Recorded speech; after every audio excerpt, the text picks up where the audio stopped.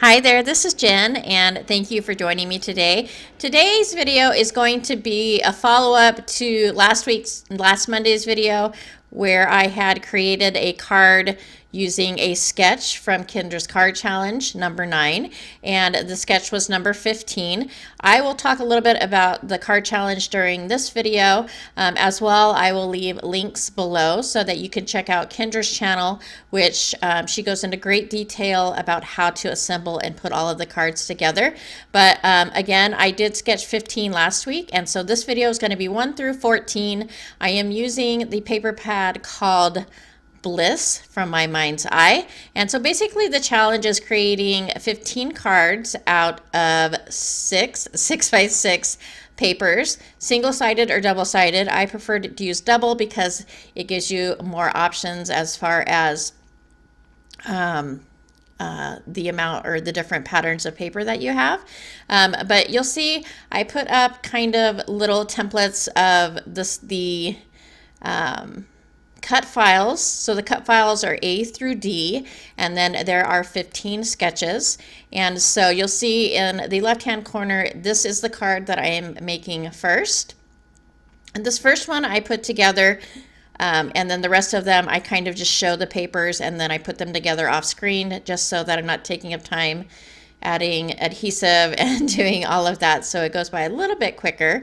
But basically you take the A through D cut files and you make all of the cuts for your 6x6 pieces of pattern paper, and then you take the sketches, which are 1 through 15, and assemble your cards according to those sketches. There is leeway though. There are, you can orient your sketch differently as far as whether you want it like a landscape or a portrait. You can change out where some of the sketches will say do a 2-inch circle or do a square, and you can change those out as well. This one is sketch number 1, card number 1, and I stuck pretty closely to the sketch. You can also use other pattern paper. So there are a lot of mats on the sketches, and for the mats you can use pattern paper. For all of the areas that you're not using your 6x6 paper, you can bring in whatever paper you want, and whether that's a solid or a pattern. For this series that I am doing for the challenge number 9, I did bring a lot of extra pattern paper in, and so this is a great way. I'm actually on the design team for Kendra's card challenge, and one of the reasons that I wanted to be on it was to be able to use, or to motivate me to use, a lot of the paper that I have. This is a great way to do this. Not only just use the paper that you have, but also it's a great way to use up lots of other supplies in your stash. Like for this series of cards, I got out a lot of my ephemera pieces. I got out a lot of other pattern paper, different embellishments and things like that. It's a great way to use up supplies that you have in your stash. And because there are so many cards, I did not want to take the time to color up a bunch of images. So it's kind of a nice break for me not to color up images and just use different pieces of ephemera and different like sentiment stickers and things like that. Just really, really fun. I absolutely love this pattern paper. It is so pretty.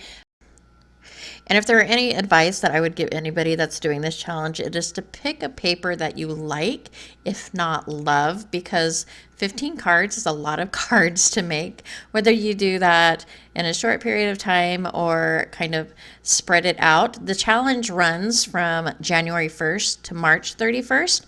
And at the beginning of this video, I popped up the sponsor graphic, which basically is there's over $800 in prizes that will be given away at the end of the quarter.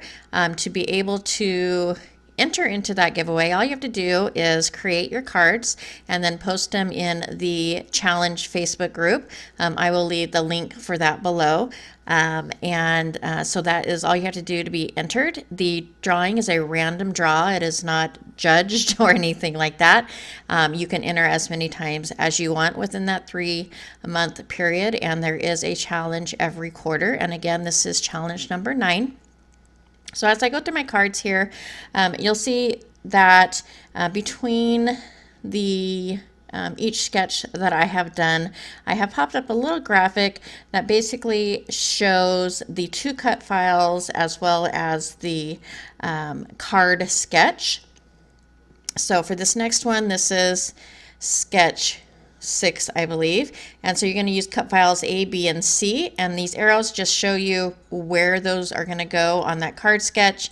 But again, you don't have to follow along on this video. Kendra has a really great video for explaining how it all is put together and how you make the cuts and all of that information. So that is a great resource if you ever get stuck, or you can always ask questions in the challenge Facebook group. It is a great place to see inspiration from everybody that is participating, as well as the design team members, and a great place to ask questions as well. But like I said, I had a lot of fun with this challenge, more so I think than the other ones that I participated in, because I did choose a pattern paper that I really, really loved, and it was just really fun getting all of these papers out. This is actually sketch 7. The graphic was incorrect. So this is the one card that I did change up a bit. This sketch is in a landscape orientation, and I decided to go ahead and make it into a portrait orientation, mainly because the kind of border piece that I used is a row of hearts, and I did not want to put that in a landscape orientation because it would have been sideways. And so I just went ahead and changed that up and made this a portrait, but otherwise pretty much stuck with the sketch as it was. And so that is sketch number 7, I believe. And then we're going to move on to sketch number 8. And this is going to take cut files F and D. And this is a great way also to use up pieces of scratch paper so that you're not kind of wasting all of that paper. I don't mind actually wasting paper because I have too much, but I do like to conserve my fancy paper, or the paper that's a little bit more expensive, like the golds and the different textures and things like that.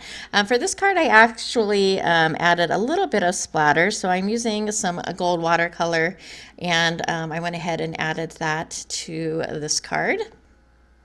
And although the challenge is a 6x6 a pattern paper challenge, you can definitely take your 12x12 pattern paper and cut that down. And a lot of the scraps that I used in the video, or not scraps, but a lot of the papers that I used that weren't part of my 6 that I chose for the challenge, a lot of those papers were actually papers that I just had in my stash that had at one time or another been cut down from 12x12. So you can definitely cut down 12x12 paper and grab 6 sheets out of that. It doesn't have to be out of a 6x6 paper pad.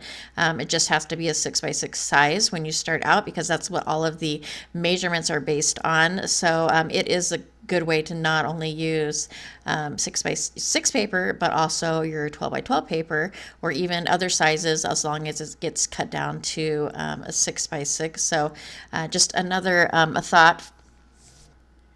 And I'm going to go ahead and play a little bit of music for the rest of the video, but I wanted to, if you could leave a comment below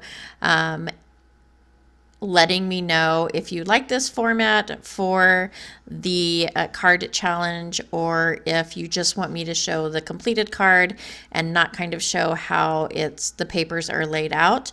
I would love to know what you think. If the video is too long, it's a little bit longer than what I normally make, and so I just don't want it to be too long or too overexplanatory. So I would love to hear what you think about that, but I'm going to go ahead and play a little bit of music, and I'll catch you back here at the end of the video.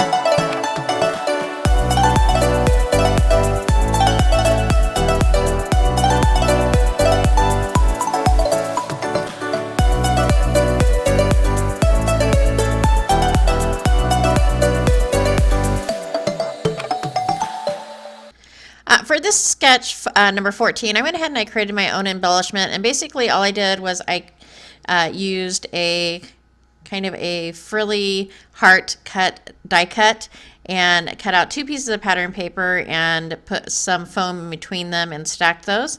And then I cut out a smaller heart and stacked that on top. And then I'm going to take a little bit of gold stickles, and that's going to be my centerpiece for a sketch number 14.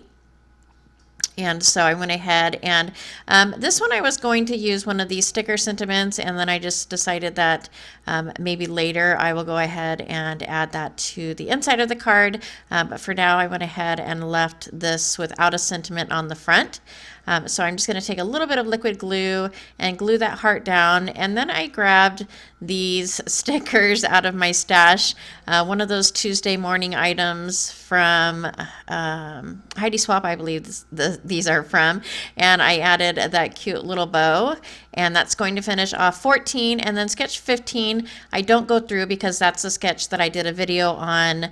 I'll go ahead and link that video below in case you're interested in seeing that, but this is the completed card, and this is also the end of the video. So thanks so much for hanging out with me and looking over the sketches. Again, don't forget to go ahead and visit the Facebook group if you're not already a member, and put your entries in. You have until March 31st. So good luck, everyone. Thanks so much for spending some time with me today, and I hope to catch you next time.